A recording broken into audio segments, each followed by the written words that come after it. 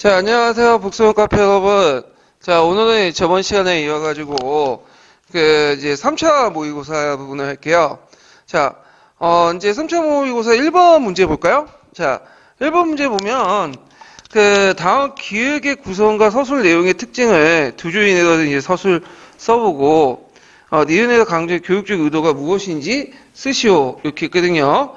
자, 이 책은 문교부에서 제정한 교수 요목에 위하여 초급 중학교 셋째 학년 우리나라 생활의 교과서를 편찬한 것이다. 고급 중학교의 기타에도 사용할 수 있다. 이렇게 있는데, 이거는 이제, 국사교육 관련된 부분이죠. 교수 용기에. 그래갖고 이제, 여기 우리나라 생활이라는 것은 한국사를 얘기해요. 한국사. 그래서 이 한국사의 구성 내용을 이제 보면, 왕조사 중심의 통사적 내용을 구성되었고, 특히 고대사가 상당히 중요시하겠다. 그래서 고대사가 거의 60%를 차지해요. 그래서 있고, 외침을 극복한 민족의 역할을 강조했다. 이렇게 쓰시면 되고요. 그 다음에, 거기 쭉 이제 보시면 이제, 문장은 누구든지 알기 쉽게 풀어서 서술하였으며, 익힌 문제를 많이 넣어서 학생들의 연구심을 돋구게 하였다.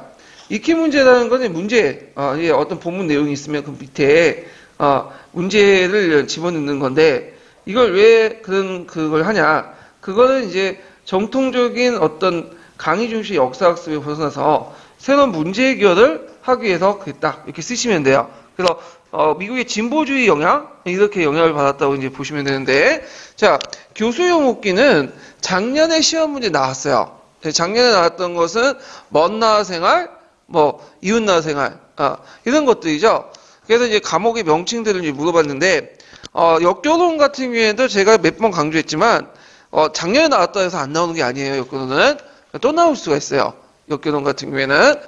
그래서, 작년에 나왔던 주제도 한번 또, 눈여볼 필요는 있어요. 그래서 한번 이제 그런 차원에서 이제 문제를 냈는데, 자, 교수 용어기 이제 제가 이제 보충 페이지 잠깐, 1번을 이제 볼게요. 1페이지. 자, 교수 용어기 배경은 미군정이 이제 교수 용어를 정해서 우리나라에 도입한 거죠. 그러니까, 미국에서 실시한 이제 교육제도 하나 뺏겨가지고 우리나라에 심어놓은 것이 이제 교수 용어기야. 이식해온 것이. 그때 이제 미국의 교수 용어를 붙어서 사회생활과 이름으로 이제 도입을 했죠. 그래갖고 이제 역사, 지리, 공민을 편찬했고, 그래서 목적은 민주시민 교육. 예. 민주시민 교육은 이제 지금까지도 계속 지금, 민주시민 교육을 하고 있죠. 예, 목적은.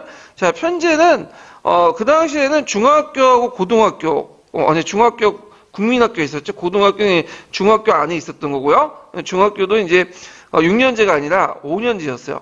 그래서, 거기에 보면 이제, 국민학교 넘어가고, 중학교 과목 명칭을 과목 명칭을 정확히 기억을 해두셔야죠.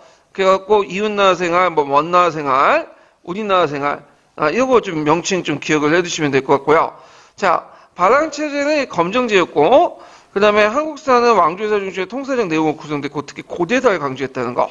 그래서 세계사 같은 경우에는 그 밑에 이제 설문식으로 제시해가지고 문제 해결력을 높였다. 이렇게 이제 기억을 해두시면 되겠죠. 자, 그래서 이런 문제를 좀 기억을 해주시면 될 것 같고요. 그 다음에 주의할 것은 세계사가 뿐만 아니라 한국사에도 그런 내용도 있어요. 같이 엮어있으니까. 자, 그래갖고 이제 미국의 진보주의 교육으로 영향을 받았다. 예. 자, 그 다음에 2번 들어갈 문제 볼게요. 2번.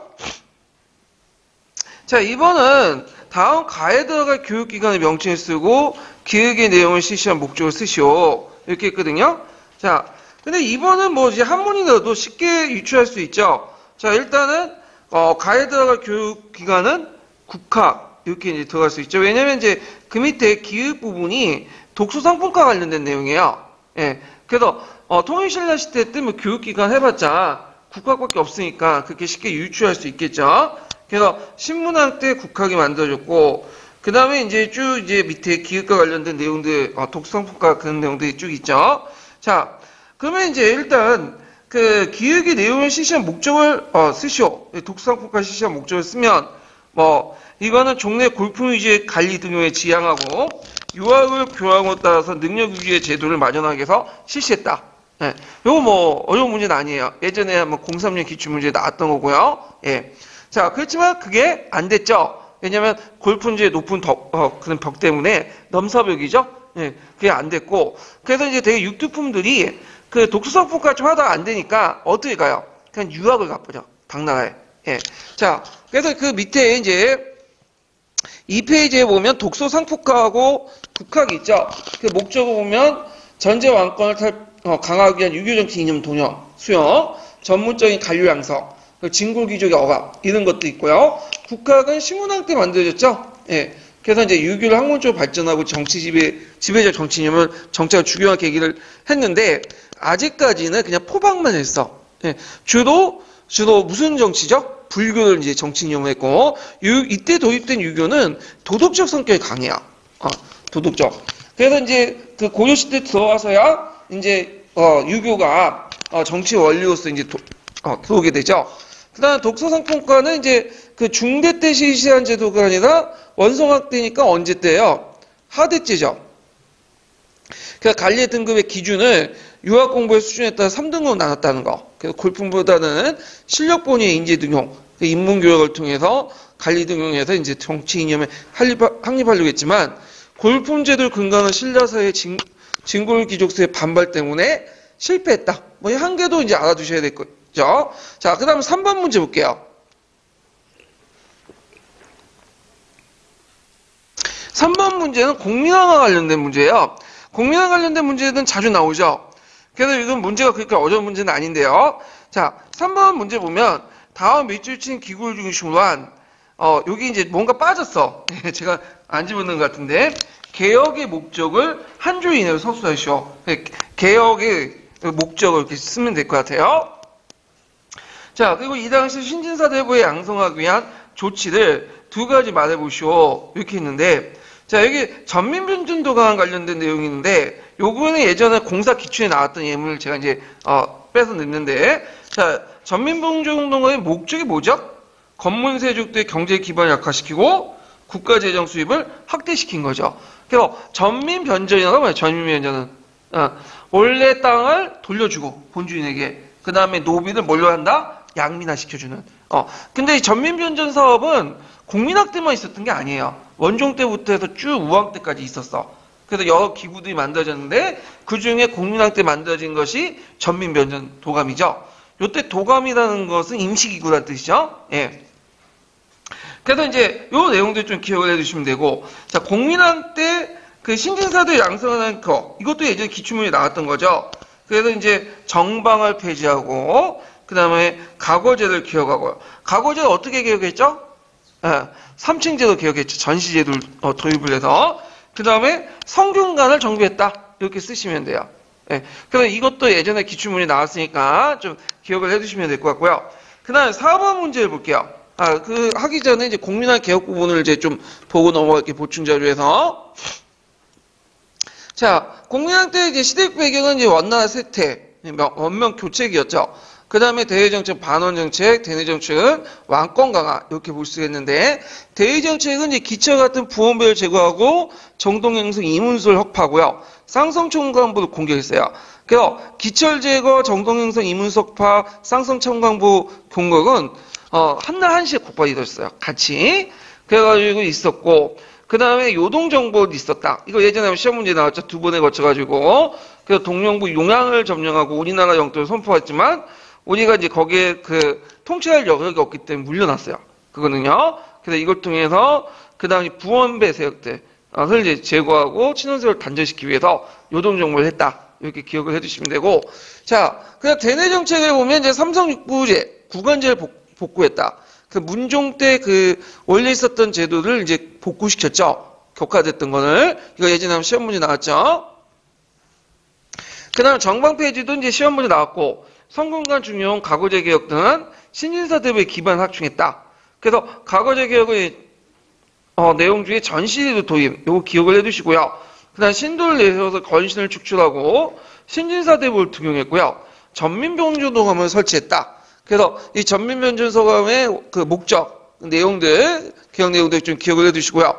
자, 그래서 이때 이제 신진사대부와 신흥 우인세력들이 결합됐고, 그렇지만 원과 검문세력들의 압력, 간섭, 그 다음에 신진사 세력의 미학 때문에 실패했다. 이렇게 이제 기억을 해두시면 될 것 같아요.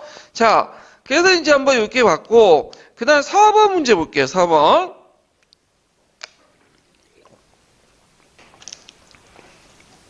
자, 4번 문제는 다음 기획의 인물이 사례된 정치적 배경을 한 조인에 쓰고, 그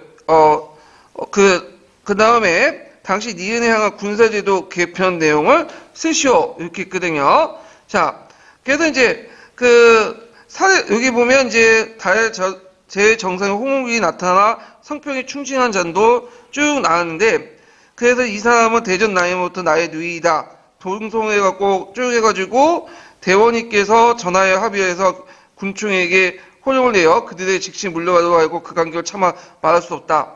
자, 요거는 이제 그 당시 뭐와 관련된 내용이죠?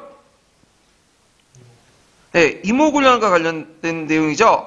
그래서 이제 그 부분인데, 자, 요 내용도 이제 있는데, 요걸 제가 요걸 좀 이것도 오타 문제를 잘못 냈는데, 나중에 기획의 인물이 사회된 정식 배경 이렇게 써야 될 것 같아요. 예, 거기에 다음 나중에 요거 좀 집어넣으세요. 예, 다음 나중에 그 기획의 인물이 사회된 정책 배경을 해야지 맞아. 이걸 집어넣으려다가 깜빡했어. 예, 제 고쳐 주시고요. 자, 그러면 이 사람은 명성황후죠. 그러니까 명성황후는 이모군란 때는 죽진 않았어요. 이 사람이 장원으로 도망갔잖아요. 예. 근데 나중에 이 사람이 죽게 돼요. 그때 이제 죽게 된 배경이 뭐죠?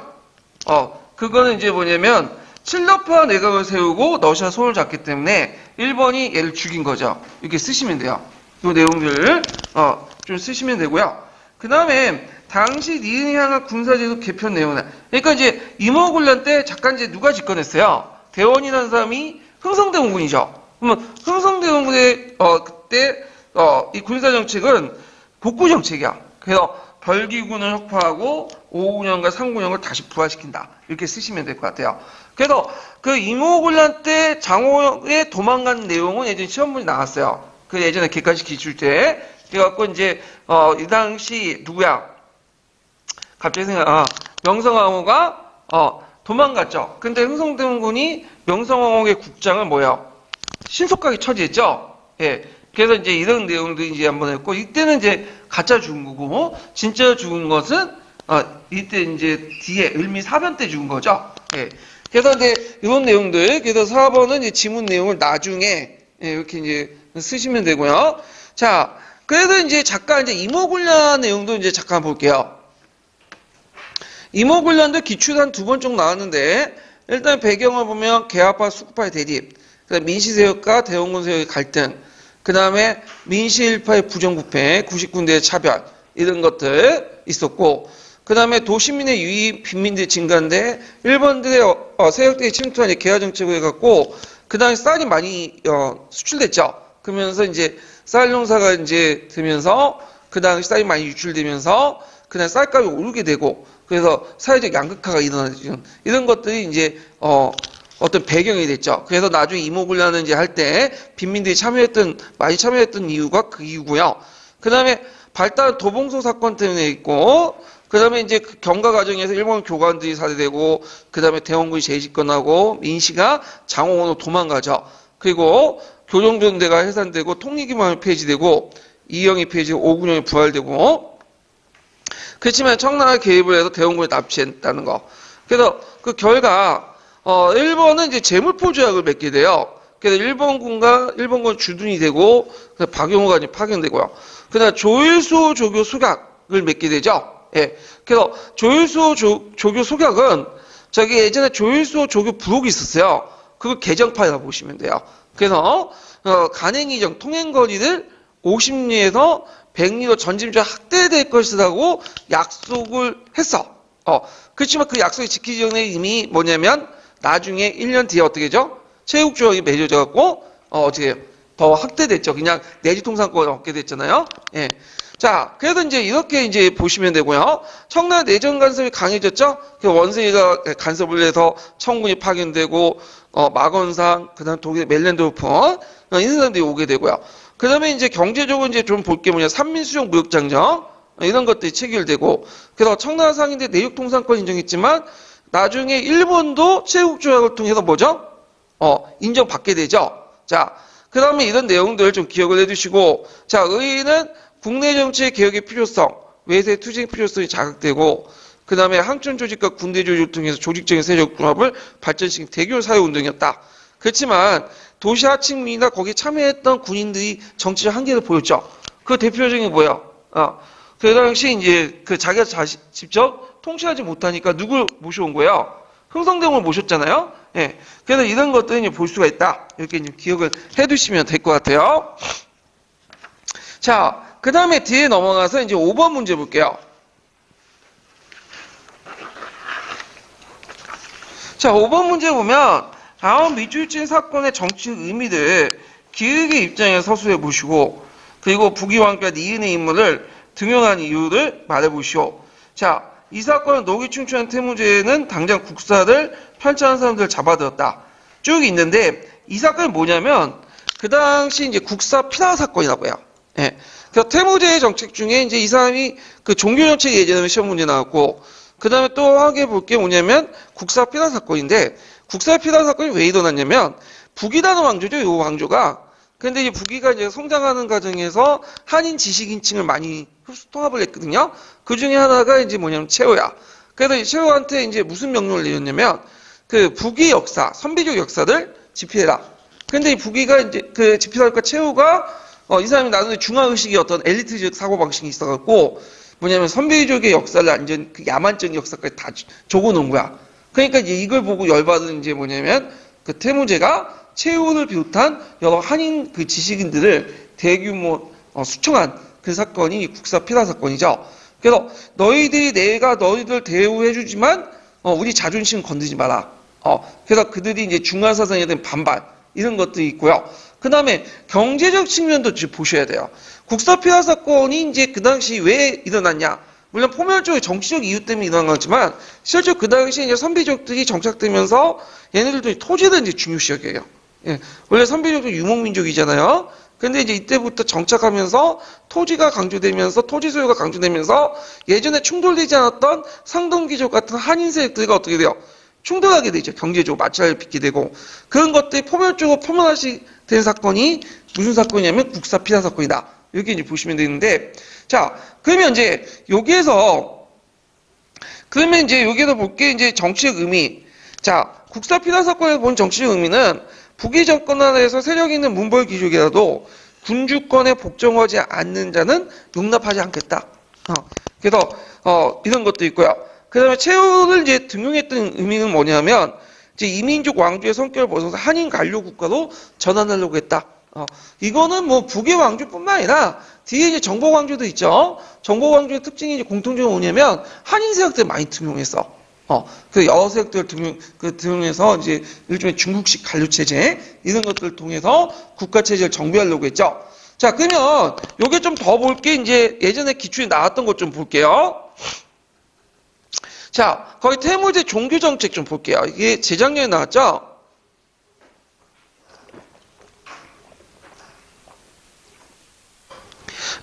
대개 이제 북이나 이 북주 왕조들은 도교보다는 뭘 강조했냐면 불교를 강조했어요. 근데 가끔씩 이제 도교를 강조를 하는데 이건 왜냐면 그 밑에 도교하고 불교의 갈등 이런 것들이 포출해 나가는데 일단 도교가 우선시되면 항상 무슨 사건이 일어나냐면 그 범란이 일어나. 예.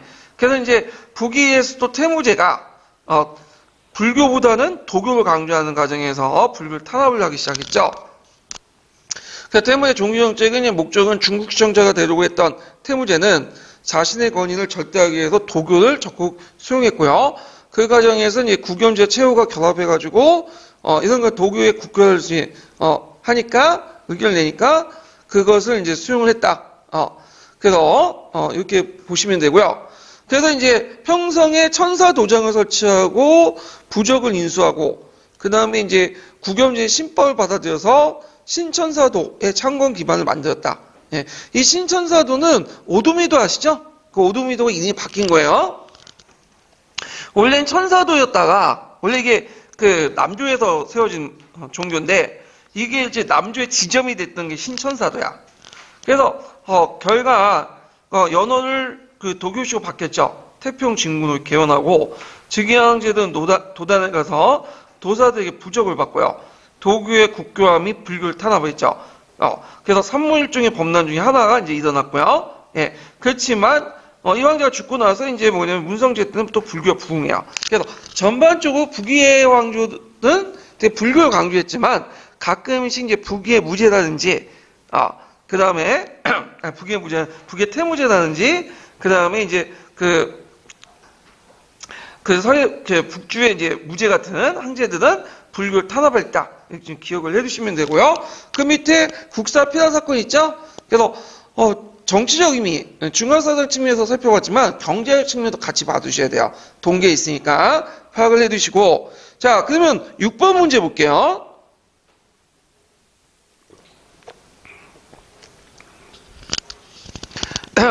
다음 가해덕을 말 쓰고 기획의 질문에 대한 박교사의 적절한 답변을 서술하시오. 자, 박교사는 다음 자료에 소개해 있는 이야기는 가해 천도 과정을 적어 놓았습니다. 여러 세력을 견제하기 위한 목적이 있습니다. 자, 기획 보면 구체적으로 이게 줄이 잘못됐네. 예.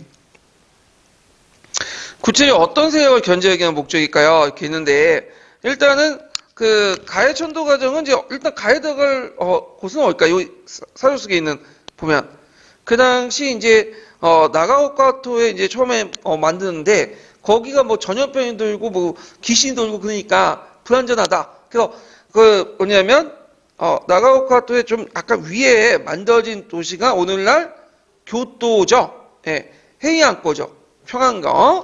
그래서 이제 평안거가 관련된 내용인데 일단 헤이안코 쓰시면 되고. 자, 그러면 헤이안코 청도 과정인데 그때 이제 이 청도 과정에서 어떤 세력을 견제를 목적으로 했죠? 두 가지 세력 쓰시면 되겠죠? 불교 세력, 동대사. 그 다음에 이제 기족 세력이 있는데 그 기족 세력 대표적인 게 후제라시예요. 예, 그런 것들 같이 기억을 해주시면 될 것 같아요. 그래서 후제라시하고 이제 그 불교 세력들 견제하려고 했다. 예. 자, 이거 관련돼 갖고 이제 예전에 기출문이 나왔으니까 꼭 기억을 해두시고요. 자, 1번의 수도변천 과정. 잠깐 보충 페이지 잠깐 펴보세요. 자, 거기 보면 이제 그 위치 보면 나니아, 오미, 후제라코, 헤이조코, 그 다음에 이제 헤이안코 쭉 나오죠. 그래서 천도 배경들이 쭉 나와요. 근데 되게 이제 공통점이 뭐냐면 세 가지 볼 수가 있어. 하나는 후제와시 같은 기족 세력들을 견제하고 동대사 같은 불교 세력들을 견제한다는 의미가 있고 포면적으로 내세웠던 건 뭐냐면 되게 이제 거기 꽃자가 붙은 게 있죠. 꽃자는 이제 경이란 뜻이거든요. 한자로. 그러니까 이제 군가 그다음 뭐도 있냐 간청도 있고 그 주변에 뭐도 있어요. 민가도 있어. 그래서 뭐냐면 당나라식 장안 있죠. 그렇게 만드니까. 그러니까 중국에 이제 일본이 이제 율령 체제가 실시되니까 간지 간원들과 감청 같은 거 필요하죠. 그러면 나름대로 간청과 간원들 보호할 수 있는 뭐도 필요해요. 성곽시설도 필요해. 그 과정에서 이제 수도를 옮긴 거다. 그리고 여기에서 이제 좀 눈여볼 게 되게 껴자 붙은 거는 뭘 모델로 만든 거예요? 당나라 수도였던 장안을 만든 거야. 그래서 이제 장안을 모델로 만드는데 후지아라코나 헤이초코나 헤이안코가 대표적인 거죠. 이런 것들. 그래서 이제 예전에 나왔던 것이 이제 보면 이제 위치로 물어봤어요. 그래서 아트나 대한 교과서 일본사에 거기 있으니까 좀 같이 파악을 해두시는 게 좋을 것 같아요. 자, 그 다음 7번 문제 볼게요. 자, 7번 문제는 뭐와 관련된 거냐면 그 계열성하고 통합성이 있죠. 국가 수준의 내용 조직에서 이제 세 가지 일반적 원칙도 있죠. 그래서 계속성, 계열성, 통합성인데 일단은 가와 관련된 것들은 계열성, 그 다음에 나와 관련된 거는 통합성이죠. 예, 요거 꼭 기억을 해주세요. 쉽지만 자주 나오는 부분이야. 요 부분은.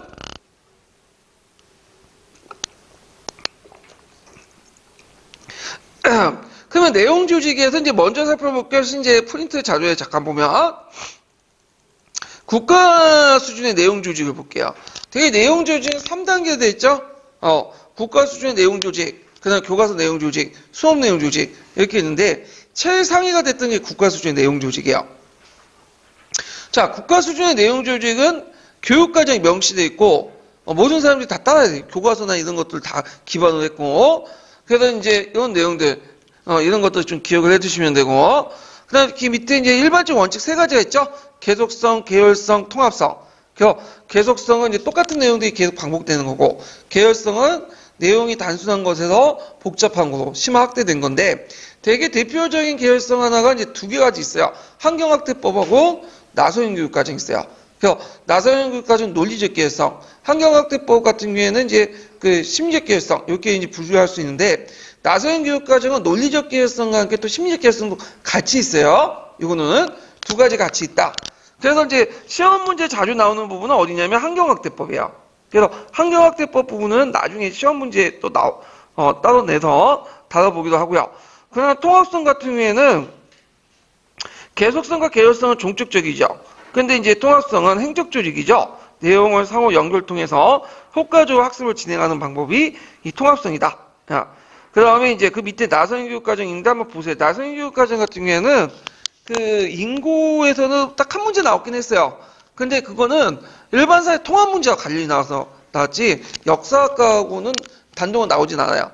역사학과에서는 뭐 나선형 교육과정 그렇게 강조하지 않고 일사에서 강조하더라고요. 나선형 교육과정은. 자, 그래서 이제 이렇게 받고 8번 문제 볼게요. 8번 문제는 이 뭐와 관련된 문제예요? 30년 전쟁 끝난 후에 베스튼 팔렌 조약과 관련된 거죠. 그래서 30년 전쟁 조약에 이제 전쟁에서 이제 관련된 건 진행 과정 배경 잘 안 물어봐. 뭘 많이 물어보냐면 베스튼 팔렌 조약의 그 내용과 그 결과를 물어봐요. 예, 거기에 초점을 맞춰서 좀 공부를 해두세요.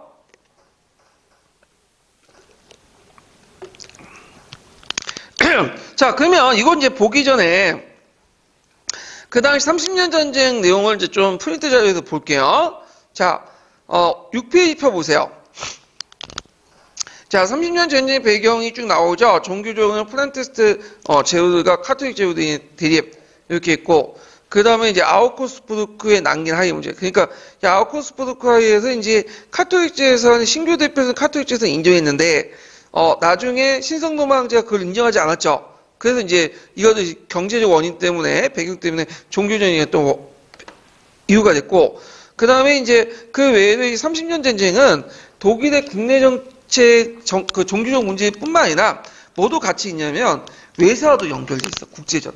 되게 종교전쟁은 이제 국제전쟁적인 성격을 갖고 있는데 그래서 이제 발트해 진출 문제, 덴마크, 스웨덴 그런 나라들이 있었고 왕조적 대립 문제도 독일의 합스부르크와 프랑스 부르봉가. 그래서 둘 다 국교도지만 실제로 프랑스의 부르봉가는 누굴 지원했죠? 신교를 지원했죠. 국가 이익이 때문에. 자, 이런 특징들을 가지고 있다. 그래서 이제 전쟁 과정을 4시기로 나눠볼 수가 있고요. 그래서 그 결과 이제 베스튼 팔렌 조약을 맺게 되는데, 자, 프랑스에 대한 승자 입장에서 독일 지방을 양도받았고, 그래서 신성노마 제국의 포격권을 획득했고요. 그 프랑스 메스톨 베르댕, 그런 거. 근데 여기 주의할 것은 메스톨 같은 경우는 예전에 이제 이미 찾아왔던 지역이야. 거기에서 국제적으로 인정받았던 거고. 그다음에 알자스인데 알자스는 요 조약을 통해서 인정받은 게 아니에요. 나중에 이제 인정받은 거죠. 그래서 이제 베르댕하고 그 알자스 관련된 문제 서로 주고받고 하면서 왔다 갔다 하죠. 그 영토가. 스웨덴 같은 경우에는 그 원했던 발트해 지역을 이제 얻게 되죠. 예. 참고로 이제 스웨덴의 발트해 지역을 얻었지만 나중에 누구한테 뺏겨요? 또 러시아한테 뺏겨. 그 지역을. 자, 그래서 이제 이런 것도 있고 그다음 프로이센이 이제 성장을 했고 스위스와 네덜란드가 독립했는데 공식적으로 인정받았고요. 종교적으로 때 이제 칼뱅크의 종교 자유 인정해죠. 그리고 교회 재산 소설 1624년 그러니까 아우쿠스부르크 하에 기준으로 해가지고 하게 네. 그래서 예전에 신교들이 뺏었던 카톨릭 재산을 그냥 인정해줘요. 신교들권으로. 자, 그래서 연방국가의 주권과 독립을 인정해서 외국과 동맹과 체결 결의를 갖고 있고 신성노마 제국은 겉으로만 남아있지 실제로 이제 붕괴되었다. 이렇게 이제 보시면 되죠. 그 다음에 결과를 보면 독일의 인적, 물적 소식이 되게 강대했죠. 그리고 프로이센이 부각됐고 독일에서 개인의 어떤 신앙의 자유를 인정했고 국가 주권의 평등 개념이 계기가 되었고 그 다음에 이제 근대주 외교 관계에 수입됐고 30년 전쟁 동안 그 용병들의 장악상 때문에 인도주의와 국제법 이런 것들이 대두됐어요. 그로티우스 같은 사람들이 이제 국제법을 만들게 되죠. 자, 이런 내용도 있다. 자, 그러면 관련된 문제를 볼게요. 자, 다음 주의 일부에서 가해에 들어갈 내용을 쓰고 그 다음에 기획에 결정된 종교 선택의 원칙을 서술하시오. 이렇게 했는데, 자, 8번에 가해에 들어갈 원칙은 독일 제후는 영토에 대해서 이렇게 했는데, 이거는 연방국가의 완전한 주권과 독립을 인정한다. 외국과 동맹을 제가 권리 인정한다. 그 사료 내용을 그대로 쓰시면 돼요. 그래서 최근에 이제 시험 문제 나온 거 보면 사료 내용 쓰라고 하는 게 있어요. 네. 그래서 사료 내용을 파악을 해두시면 되는데, 교과서 사료도 이제 보시면 되고, 제가 지금 추천해드리고 싶은 사료는 뭐냐면, 사료 읽는 사가 있어요. 그래서 사료 읽는 서양사. 그래갖고, 지금 한 4권 정도 이게 시지문인데, 고대, 중세, 그 다음에 뭐 근세? 요 정도? 그 다음에 이제 한 3권 나왔나? 3권 정도인데 2권 더 나와야 되는데, 하여튼, 그게 있는데 한번 읽어보세요. 괜찮은 것 같아. 자. 그 다음에 이제 여기에서 아우쿠스부르크 종교회의에서 종교 선택의 원칙은 뭐죠? 그거는 각 연방 제후들이 자기 연방 종교들을 선택할 수 있는 권리가 있는 거야. 그러니까 지배자 개인의 종교에 따라서 피지배층의 종교도 집단적으로 정해져요. 예. 단 이런 원칙도 뉴트파만 해결되고 뭐는 제외시켰죠? 칼뱅파는 적용되지 않아요. 예. 그래서 집단의 그런 어떤 개인의 종교에 잘 인정하는 게 아니라 지배자의 종교를 그 밑에 있는 신민들이 그대로 따르는 거야. 그러니까 하나의 왕국에는 하나의 종교 그 원칙들이 30년 전까지 계속 가다가 그 원칙이 깨지게 된 게 뭐였는지 30년 전 이후에 베스트 8년주야. 그때부터 이제 종교는 누구의 선택의 문제죠? 개인의 선택 문제로 바뀌게 되었다. 이런 것들 꼭 기억을 해두시면 될 것 같아요. 자, 그 다음에 이제 8번 문제 풀었으니까 9번 문제 볼게요.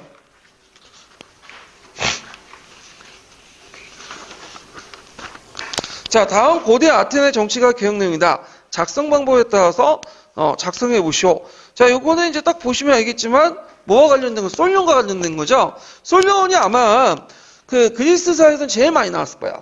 예, 솔론 기출 문제야. 그 다음 페리크라스가 많이 나오고.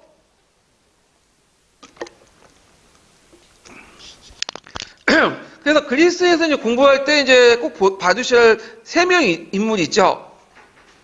누구냐면 첫 번째로는 솔론, 그 다음에 두 번째로는 페리크라스, 세 번째로는 크레이스테네스. 예, 그래서 그 사람의 비중이 되게 높아. 거의 2문제 중에 1문제는 그렇게 내는 것 같아. 로마사에서도 좀 기억할 인물들이 시저, 디오클라티누스, 그 다음 옥타비아누스.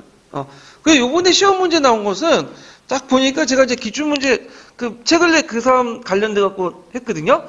옥타비아누스와 안토니우스의 대결이야.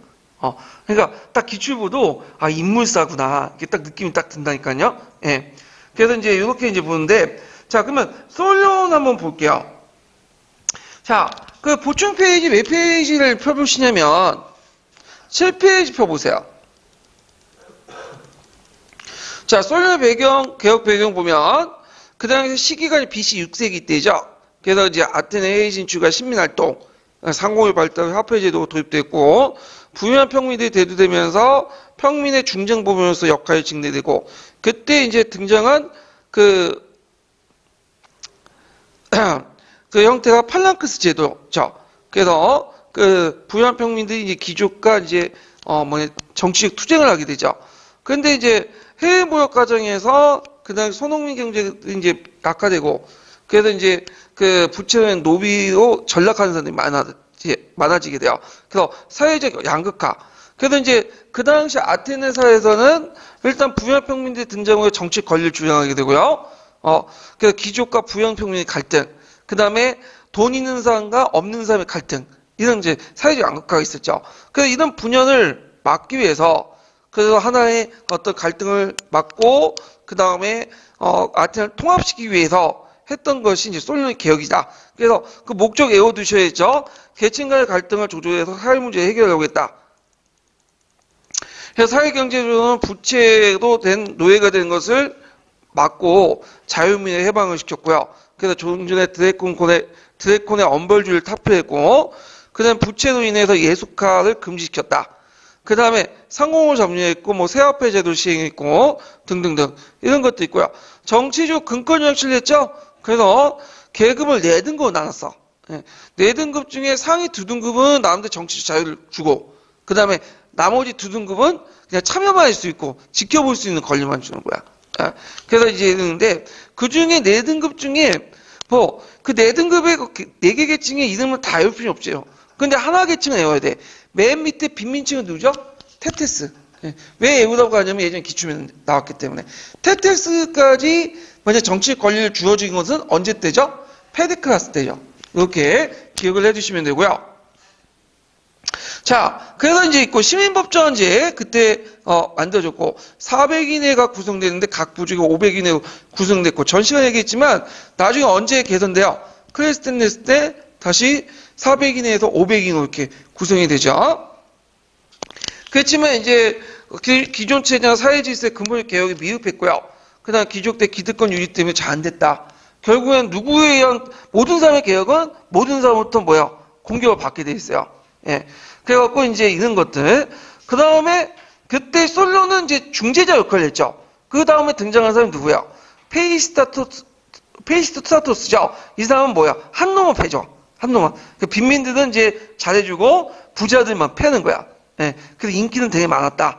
자, 이렇게 기억을 해두시면 되고. 자, 그 다음에 이제 경제적 배경을 볼게요. 여기 문제 풀어보면서 한번 보죠.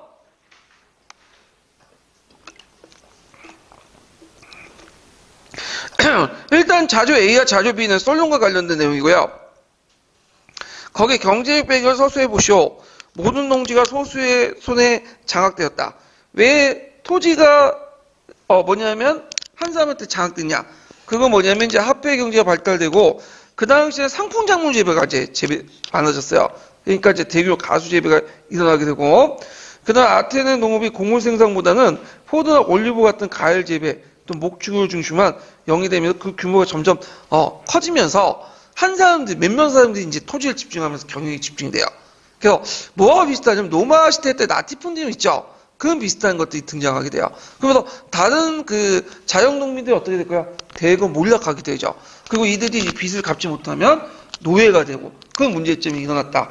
그래서 그에 쓰는 이유도 이제 어떤 문제점이 등장하냐면 상품성 작물만 재배하다 보니까 주식은 뭘 재배를 못하죠? 곡물. 그래서 항상 곡물 확보를 제일 중요시 여겨. 그래서 이제 그것 때문에 나중에 전쟁도 일어나고, 그렇게 이제, 문제가 생기고, 나중에 이제 그 페르시아 전쟁 다음에 펠로폰네스 전쟁이 있었죠. 그때 그 패했던 이유도 뭐냐면, 스파르타가 그 아테네 곡물 확보에 있었던 주요 도시들 공격했기 때문에. 그러다 보니까 이제, 이런 것들이 패전의 원인이 됐어요. 경제적 배경이. 자, 그래서 이제 이런 것들 같이 기억을 해주시면 될 것 같아요. 자, 가가 집권하면서 니은 어떻게 개선되는가? 모든 채무는 채무자의 인심을 담보로 이루어졌다. 이게 드래콘법이죠. 그래서 이런 것들 개선하기 위해서 부채를 말소하고 부채로 인해서 노예가 된 자유민을 해방했다. 그러니까 앞으로 이 부채의 인식의 예속화를 금지시켰다. 그러면 부채를 통해서 노예를 이제 만들지 못하니까 노예는 어디서 공급받아야 될까요? 식민지, 전쟁가죠. 그러니까 외국인들이죠. 하여튼 시민권자가 아니라. 자, 그 다음에 이제 자주 비유와 같은 개혁을 하게 된 군제 개편 내용을 쓰시오. 그래서 이렇게 이제 근권 정치를 했던 군제 개편 내용이 뭘까요? 중장보병의 등장이죠. 그래서 중장보병의 밀집 대응이 종종의 귀족 기사들 대신해서 전투의 중심이 되었다. 네. 그래서 이런 내용들 쓰시면 돼요. 자, 그 다음에 이제 가해 개혁에 의해 그래서 종래 귀족 계급이 독점한 정책 지배권을 축소하고 국가적 정책 결정에서 시민의 반환권을 상대적으로 확대되었다. 이렇게 보시면 되고요. 자, 요거 의의도 있으니까 모두 같이 외워두셔야 돼요. 실패한 배경도 같이 외워주셔야 돼요.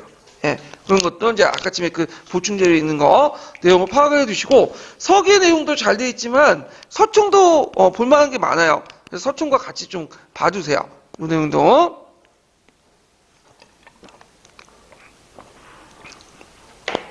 자, 10번 문제 볼게요. 10번 문제. 자, 10번 문제는 뭐와 관련된 내용이냐면 주제학습과 관련된 내용이죠. 그래서 이 주제학습 부분도 시험 문제 자주 나오는 부분이죠. 그래서 8페이지 잠깐 펴보세요. 자, 그 보충 페이지 8페이지 보면 주제학습 개념 보면 단위나 역사적 사실이냐 개념, 사건이 아니라 보다 강범위한 역사 영역이나 문제들 학습 내용을 다룰 때 필요하고요. 그래서 일단 주제 선정에 문제 의식이 나름대로 있어야 되고 여기에서 이제 제일 중요한 게 이제 주제를 어떻게 설정하는 건가. 이게 이제 포인트인데 주제를 제일 쉬운 방법이 단원명이에요. 예. 그래서 교과서 단원명 그대로 선택한 것도 있고 아니면 두 가지 이상의 탐구를 해갖고 해결해서 주제를 선택하는 것도 있겠죠. 예. 그런 것들. 그 다음에 이제 주제학습 제목 부분도 이제 파란색이 있는데 기억을 해두셔야겠죠. 가능한 무슨 형태로? 논술 문학 형식으로. 개조식이 아니라. 이 부분도 이제 시험문에 나왔던 거고요. 그 다음에 주제학습하고 또 뭐하고 결합할 수 있냐면 탐구학습과 결합할 수 있어. 그래서 그 녹색책에 보면 주제학습과 탐구학습의 모형이 있어요. 결합된 모형. 그래서 그 예문은 제가 이제 한번 그 예문에 따라서 제가 한번 만들어 본 거예요. 근데 그래서 이제 탐구 주제가 결정되고 그냥 사례를 조사하고 그 다음에 여기에서 부합되는지 이제 보고 과제를 해결하고 토론하는 이런 내용도 있고 그 다음에 주제를 조사할 때 교사가 주의할 거 유념한 점은 뭐냐면 그 추상적으로 제시하면 안 되죠. 항상 뭐죠? 구체적으로 제시해야 돼. 예전에 한번 시험 문제 나왔는데 그 기억을 그래서 현장 학습이라든지 주제 학습이라든지 이런 것을 항상 과제 제시할 때 구체적으로 제시해야 된다. 추상적으로 제시하면 어떤 문제점이 있냐면 뺏겨와요. 뺏겨와. 그래서 예를 들어갖고 제자백과사상을 조사하시오. 이렇게 하면 애들이 어떻게 해서 인터넷 가서 제자백과 치면 다 나오거든. 그냥 긁어서 컨트롤 V X 갖다 붙이면 돼. 그래서 이제 문제가 있는 거야. 근데 유교와 그 다음에 유교하고 이제 그 도교의 차이점을 서술하시오. 이런 식으로 내거나 그 다음에 이제 장자의 사상과 그 다음 노자의 사상의 공통점을 쓰시오. 그러면 얘들이 어떻게 됐어요? 내용을 파악해야지. 그러니까 구체적으로 세분하게 제시해야 돼. 이런 것들은 다른 학습에도 다 적용이 돼요. 이런 부분은. 자, 그러면 10번 문제를 이제 보죠. 다음은 최교사와 이교사 간의 대화 내용이다. 자, 작성 방법에 따라 답안을 작성하시오. 있는데, 자, 이번에 조선시대 중에 주제를 정해서 이제 주제학습을 하려고 합니다. 자, 그래서 이제 이 주제를 설정할 때 좋은 방법이 없을까요? 그러니까 주제를 설정할 땐 단원명을 설정한 거 좋지만 한두 가지 이상의 문제를 탐구하려면 탐구와 해결할 그 주제를 이해할 수 있도록 주제를 설정하는 게 좋습니다. 그러니까 두 개의 주제 단원을 갖다 붙여가지고 묶어낼 수 있죠. 예를 들어 조선시대의 가족제도의 변화와 양반 여성생활 이런 주제를 뭘 이렇게 가에 들어갈 거면 뭘까요? 이미 학습한 소주제나 사건을 연결시켜 좀 더 어떻게 한다? 그런 역사적 지도를 그릴 수 있다. 이걸 말을 써놓아야 되고요. 그 다음에 고려시대 조선후기의 가족제도 여성생활도 한데 이거는 뭐하고 또 연결시켜서 볼 수 있죠? 비교학습과 연결해 볼 수 있겠죠. 그래갖고 이제 교사활동을 그때는 주제는 별도의 학습 내용을 비교하여 종합한 사고과정을 통해서 주제 해결을 유도한다. 그 다음에 이런 내용들. 그 다음에 이제 그 밑에 있는 내용은 이제 뭐와 관련된 내용이냐면 주제학습하고 탐구학습 관련된 결합된 모형이에요. 그래갖고 이제 탐구 방법 안내해주고 주제 설정해주고 과제를 제시하는데 이때 이제 교사의 지도 방법이 뭐냐면 구체적인 사례를 통해서 제시해야 된다. 그러니까 추상적으로 제시하면 안 돼. 그래갖고 추상적으로 제시하면 어떤 문제점이 있을까요? 오지고 베끼고 와. 이런 것들 항상 기억을 해주시면 되고 그 다음에 거기 이제 1단계, 2단계, 3단계, 4단계, 5단계 있는데 녹색책에 이제 5단계 들어갈 내용은 이제 학습할 때 뭐냐? 조사를 기초한 세부적인 사건들, 국민들과 주제와 관련된 것들을 종합하여 과제를 해결한다. 그래서 거기 이제 주제 설정하고 과제 제시하고 자료 조사하면 그 다음 뭐예요? 검증 단계죠. 그래서 자료 검증 단계 그 내용을 쓰시면 될 것 같아요. 그래서 주제학습과 탐구학습 모형 이것도 하면 나올 가능성이 있으니까 좀 기억을 해주시면 되고요. 예전에 이제 전번 시간에도 얘기했지만 탐구학습 있죠. 탐구학습은 역교동 교수님들이 자주 읽어먹는 주제 파트예요. 그 자체도 중요하지만 탐구학습하고 다른 학습, 사조학습이니 주제학습이니 등등 하면서 행위학습 다 결합될 수 있거든요. 예, 총괄학습까지. 그래서 이런 것도 이제 결합된 모형도 같이 기억을 해 두시는 게 좋을 것 같아요. 예. 자, 그 다음에 이제 11번 문제 볼게요. 11번. 다음 자는 중국 고대사 관련된 자료다. 작성 방법에 따라서 답안을 작성해 보시오. 이렇게 했거든요. 자, 일단은 11번 관련된 문제는 뭐와 관련된 거냐면, 왕망의 개혁과 관련된 부분이죠. 왕망의 개혁 부분도 시험 문제 나와요. 나올 때가 좀 됐어. 이제 14년에 한번 나왔다가 지금까지 안 나왔죠? 자, 왕망의 개혁 관련돼서 이제 몇 페이지 펴보시면 보충 페이지 9페이지 펴보세요. 9페이지. 자, 왕망의 집권 배경은 무제 때 내주 정치가 이제 외적 정치 변화가 됐고요. 그 다음에 건국 과정에서는 이제 참의서를 통해 이용을 해갖고 집권했는데 그때 어떤 방법으로 해가지고 즉위했죠? 성향이라는 형식으로 즉위했죠. 예전에 시험 문제 나왔던 게 이 부분이고. 그다음 왕망의 개혁은 복구적 성격이에요. 그래서 서주의 유대에서인 주대를 바탕으로 했다. 그래서 되게 개혁을 하면 모델 때 다 주대야. 그러니까 모델은 뭐였어요? 경경인을 써면 주대 쓰시면 돼요. 예.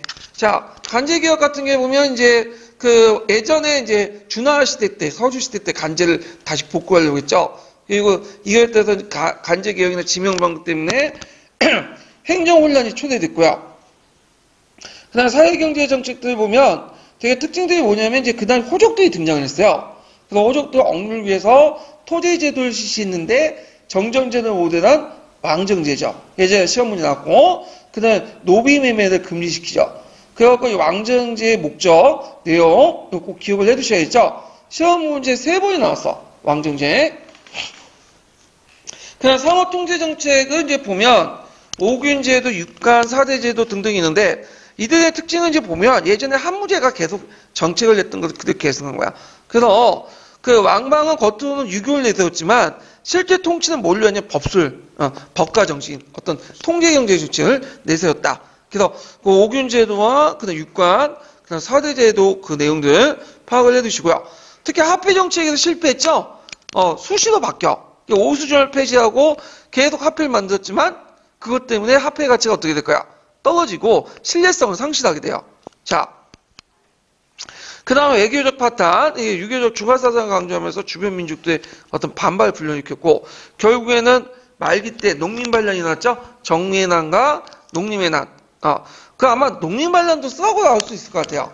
그거 외워두시고요. 그래서 이제 이런 내용들 같이 기억을 해두시면 될 것 같아요. 자, 그러면 문제를 풀어볼게요. 자, 여기 보면 자료 A시기 때 일어난 농민반란 2가지. 자, 농림군, 농림의 난과 정무의 난. 정무의 난의 원인은 이름 왜 그런지 알죠? 미자가 눈썹 미자잖아. 눈썹을 빨갛게 칠했기 때문에 정무의 난 이렇게 보시면 되고 육간 정책의 내용 같은 경우에는 정부가 소금, 철, 술, 화폐 주조 같은 것들을 이제 독점하고요. 그 다음에 이제 여기 보면 니은의 형사. 이 니은의 형사가 뭐냐면 호족들이 그 당시 대규모 농장들과 그 다음에 노비를 거느리고 이제 심을 키우는 그 내용들과 관련된 건데 예전에 기초에 나왔던 사료죠. 이 호족들을 억압하기 위해서 실시한 2가지 정책 외워두셔야죠. 왕전제 실시와 노비매매 금지. 그 다음에 니은을 해결하기 위해서 이제 토지제도 정책을 쓰시오. 강무제인데 제가 이제 뜬금없이 강무 냈어. 왜냐하면 왕망의 토지제도 정책하고 강무제 정책이 좀 비교가 될 수 있어. 그러니까 이제 호적 문제에 대해서 물론 강무제도 호적이잖아요. 근데 일단 항제가 되고 나서 호적 문제를 어떻게든 해결할 필요는 있어요. 근데 왕망은 뭐죠? 대놓고 얘기했죠. 근데 이 강무제 교육은 좀 약간 소극적이야. 그래서 토지의 정확한 점검을 통해서 조세를 공평하면서 농민 부담을 덜어줬다. 그러니까 이게 뭐예요?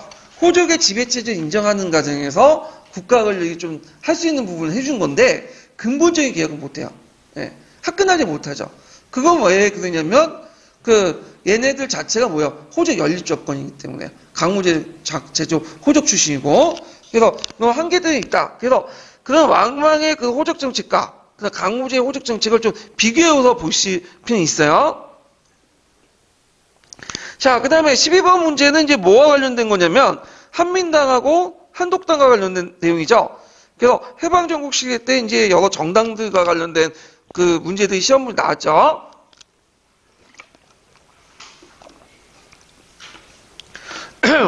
그래서 잠깐 이제 몇 페이지 펴보시면요. 10페이지 펴보세요. 한민당 관련돼서 한 13년 기준에 나왔던 건데, 자, 한민당은 조선인민국 타도와 인민공화국 타도와 중경 임시정부를 추대했는데, 자, 중경 임시정부가 추대했던 이유는 뭐냐면 얘네들이 예전에 친일적인 경력 때문인 거죠. 그래서 자신의 정통성이 없으니까 잠시 이들을 이제 임시정부를 띄워주는 방식으로 임정복 내동 같은 것들을 이제 내세워서 띄워주는 방식으로 했고요. 그 다음 미군정과 밀착을 했고, 그 다음에 토지개혁과 반민족행위에 대해서 되게 부정적인 태도도 일관됐고, 그 다음 이승만과 연결했는데 이승만의 초기 정치 세력이었죠. 근데 이제 나중에 이승만이 얘들 버리죠. 그리고 나서 뭘 만들어요? 자유당을 만들고, 이 한민당은 나중에 뭐냐면 민주당이 돼요. 그래가지고 있고, 그 다음 독립축성중앙협의회인데 이승만, 원래는 이거는 좌우합작 조직이었죠. 근데 나중에 이제 이승만을 이제 환영하기 위해서 만들었는데 이승만이 자기 뜻대로 안 해주니까 자익이 탈퇴 나갔어. 우익들만 구성됐고, 그래서 이제 이런 것들 좀 기억을 해두시면 되고요. 그래서 한민당과 함께 그 뭐냐면 나중에 이름 바뀐 대한독립축성국민회는 그 당시 이승만의 주요 정치 기반이었다. 예전에 기출문에 나왔던 거죠. 04년 기출문제인데 제가 이 독립축성국민회 이거 외웠어요. 그 당일날, 그 전날. 그래서 나 잠이 안 와갖고 외웠던 기억이 나는데, 자, 일단 그다음 한독당은 이제 김구계열, 임종계열이고, 그래서 이제 상균주를 내세웠고, 그 다음에 이제 미군정이 얘네들이 정부 자원에서 들어온 것을 반대했기 때문에 개인 자격 기구를 했고요. 그 다음에 반탁 활동을 했고, 그렇지만 호기 때는 자부합작 운동을 지지해줬다. 예, 남북합상을 참여하고 이런 내용들 같이 기억을 해두시면 될 것 같아요. 자, 그러면 이제 보면 자료 A는 이제 뭐와 관련된 거냐? 한민당과 관련된 내용이죠. 자, 한민당의 명칭 이렇게 쓰시면 되고, 그다음 한민당이 그다음 임정을 되게 강조했던 이유가 뭘까요? 초창기 때 일제 강점기 때 떳떳하지 못한 행적을 숨기기 위해서, 행정이 아니라 못하네요. 자, 그래서 한동안은 이제 초창기 때는 그 한민당하고 임정의 어떤 이제 연결 이런 것을 되게 강조했죠. 자, 그 다음에 디귿의 주장할 경제정책 내용을 쓰시오. 요 본당은 어딜까요? 이거는 한독당이죠. 한국독립당. 그러면 한국 독립당은 그 당시 뭘 내걸었어요? 상균주의를 내세웠죠. 그래서 상균주의와 관련된 경제정책을 쓰시면 돼요. 계획경제제도를 이제 확립하여 군중사회의 행복생활을 보장할 걸 주장하고, 토지의 국유 원칙과 대규모 생산기의 국유화, 이렇게 상균주의 중에 경제 관련된 내용들을 쓰시면 되고요. 그 다음에 이제 디귿의 당이 미군적인 행정권 이양을 요구할 때 내걸었던 내용을 한준에 쓰시오. 그때 임시정부 법통론을 내세우죠. 임시정부가 법통이 있다. 대한민국 임시정부가 이제 법통을 내는데, 이 임시정부 법통론은 나중에 건국할 때도 이어져요. 예. 그래서 지금 그 이승만 있죠? 이승만, 누나이트 계열이든지 강조하는 그 대통령, 이승만조차도 임시정부 법통을 인정했어요. 그래서 헌법 전문에 그걸 뭐냐면 실어놨죠. 예. 근데 물론 정치적 의도가 있겠죠. 왜냐면 얘가 이승만이 예전에 그 임시정부 때 뭘 해먹었어? 대통령을 해먹었잖아. 그래서 그런 측면에서 이제 보시면 될 것 같고. 자, 그 다음에 이제 13번 문제 볼게요.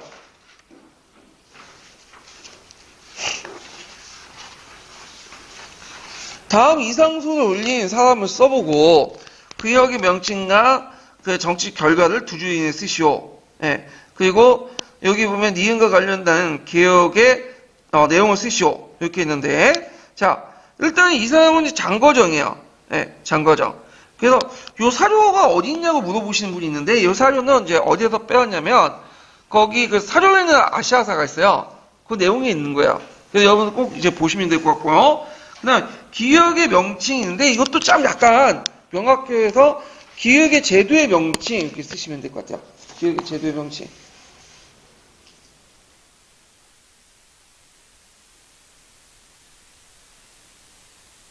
제도의 명칭과 정책 결과를 쓰시오. 자, 이 제도의 명칭은 뭘 쓰면 되겠어요?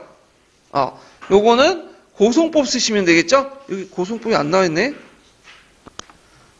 네. 거기, 적어 놓으세요, 고송법. 빠진 것 같아. 그쵸? 예. 별거 해놓고, 다운 표시 해놓고, 거기에 해놓고 빠졌네, 고송법이. 자, 고송법을 이제 쓰시면 되고, 그 고송법 정책 결과가 이제, 원래는 이제 내각수보가, 내각이라는 지위가 비변사처럼 법제적 기구는 아니거든. 근데 이것을 뭐냐면 법제조 보장받게 돼요. 내각수보의 권한을. 뭘로? 감사권. 그러니까 총지에, 관료대 감사권을 누가 이제 일단 쥐게 된 거야?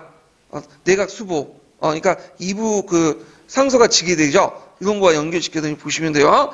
그래서 종래 법제상 종속관계가 없던 관료체제 내에서 내각이 가장 위에 서게 되고 수보의 권한, 내각 수보의 권한이 법제로 보장받게 된다. 그 다음에 관료가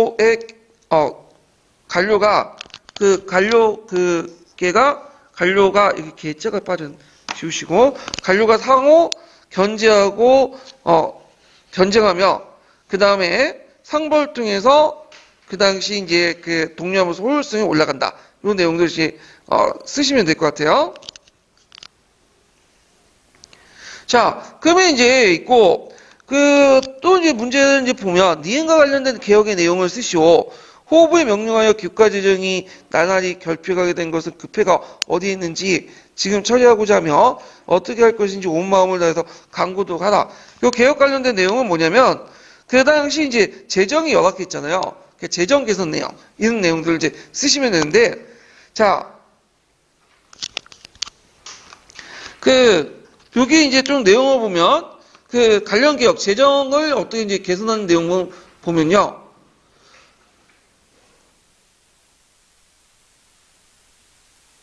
자, 그래서 이제 재정 개선 내용은 일단 그 당시 대토지 소유자 있죠. 대토지 소유에 따른 이것도 못하네요. 은전을 가져내고 은전은 뭐예요? 은전은 숨어있는 토지죠. 이걸 토지조사사업을 통해서 가져내고 균형 있는 세역 징수를 위해서 기초작업으로서 정부 토지를 침량하고 가세 대상을 공평하게 바로잡기 위해서 잡고 이를 통해 일조편법을 실시했다. 이렇게 쓰시면 돼요.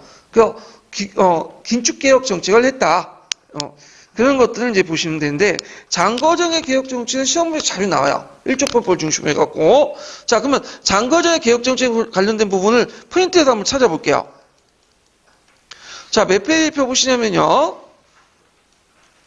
11페이지 펴보세요. 11페이지.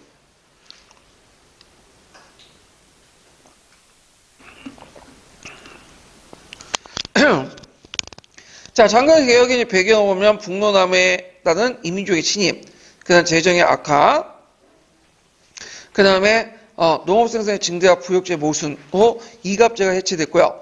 그 다음에 이제 한간의 횡포나 관료기관 문란 등 명예대내적인 어떤 세태기 이런 것들.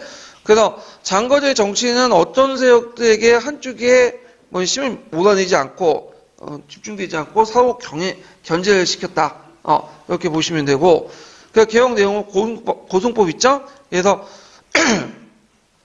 관료의 기강을 바로잡고 행정개혁을 하기 위해서 그 당시 감사제도를 했는데 관료가 항제 재가를 받은 사항은 반드시 기간 내에 해결하고 결과는 관료의 근무평가를 반영하는데 제일 위에 있는 근로평가자가 누구예요? 내각수보예요. 그래서 내각수보가 밑에 이제 모든 관료들을 통제할 수 있는 그런 어떤 제도적인 어떤 권한을 가지게 되었다. 자, 외교는 이제 경술지변은 이후에 이제 몽골에 대한 해우로 마실을 설치했죠. 군사비를 절감하고, 그다음 외교를 속탄하죠. 예, 그런 것들을 좀 보시면 돼요. 자, 그 다음에 일조편법 예전에 시험 문제 나왔죠? 그래서 이제 세계사적 관점에서 이제 유럽의 산업혁명 가격을 연관시켜서 이제 이해해 두시면 될 것 같고요. 그 다음에 배경, 은경제 보급, 대토지 소유 확산, 상품화폐 경제 발달 등등 이런 것도 있었고, 자, 목적 같은 경우에는 복잡한 부역 징세를 정비해서 징세 혼란과 민의 가중한 부담을 감소하고, 복잡한 세목을 뭐와 뭘로 통합을 하죠? 지세와 정세를 통합해요. 그러니까 원래는 이제 강남 지역에 실시했던 세제였는데 이걸 이제 전국적인 차원에서 확대됐다.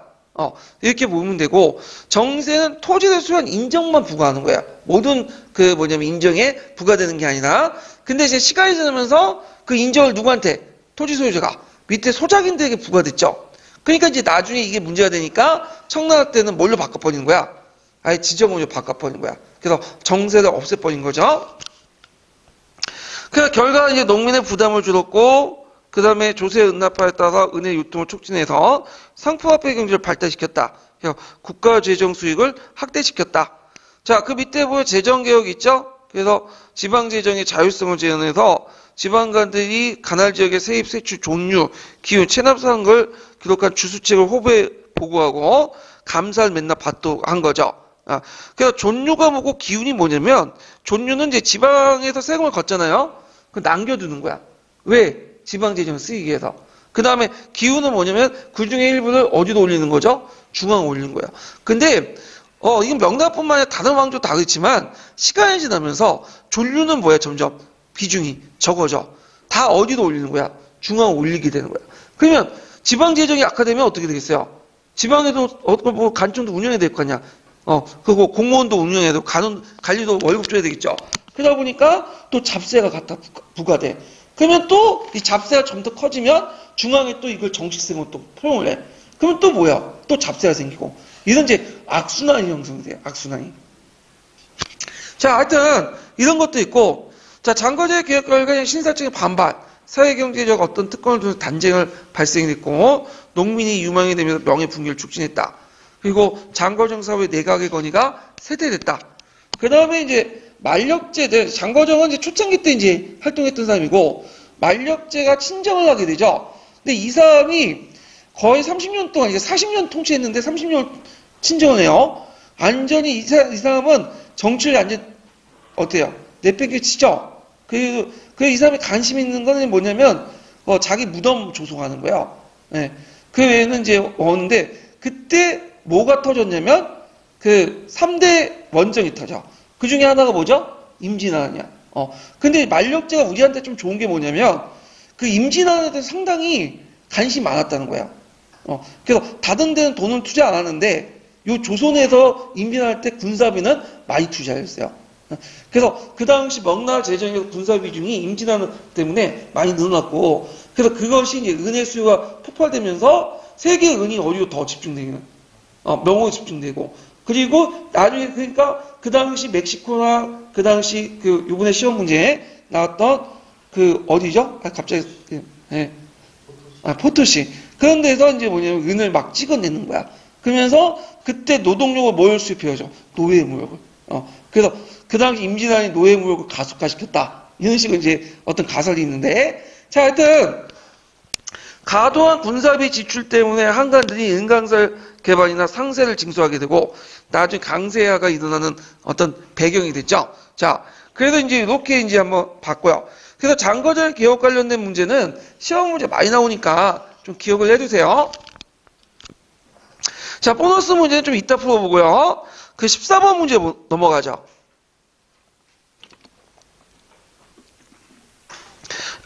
14번 문제는 뭐와 관련된 문제냐면 그 독일 프로이센 개혁이에요. 그래서 이제 그 당시 이제 그 프로이센이 그 프랑스한테 깨졌죠. 나폴레옹 때. 그거 깨지고 나서 자체적인 개혁을 하게 되는데 이게 무슨 개혁이냐면 슈타인 하든베르크 개혁이에요. 그래서 슈타인과 하든베르크 개혁을 했는데 이제 그 내용을 제가 한번 문제 냈어요. 그래서 이제 지금까지 기출에 나오진 않았던 문제인데 그래서 한번 나올 가능성이 있어갖고 한번 문제를 내본 거예요. 자, 거기에 이제 다음 A에다가 1차 사유 명칭을 쓰고 A를 발표한 배경을 말해보시오. 그리고 기획의 내용을 써보고 니은과 디귿의 한개 쓰시오. 그 AO에 들어갈 것은 뭘까요? 10월 칙령이죠. 예, 원문 그대로 낸 거예요. 그냥 사료 내놓. 그래서 10월 칙령 이렇게 쓰시면 되고 10월 칙령의 발표 배경은 예나와 디디트의 굴욕, 그래서 프랑스의 패배, 이렇게 보시죠. 그래서 예나 전투와, 이거 좀 명확히 해야 되겠네요. 예나 전투, 그 다음에 디지털 조약이 있어. 예. 그래서 예나 전투에 패배하고 나서 디지털 조약을 맺게 되죠. 이런 구조. 그래서 이때 프로이센 중심으로 독일 민족이 각성을 하게 돼요. 독일 민족주의가 형성되기 시작해. 예.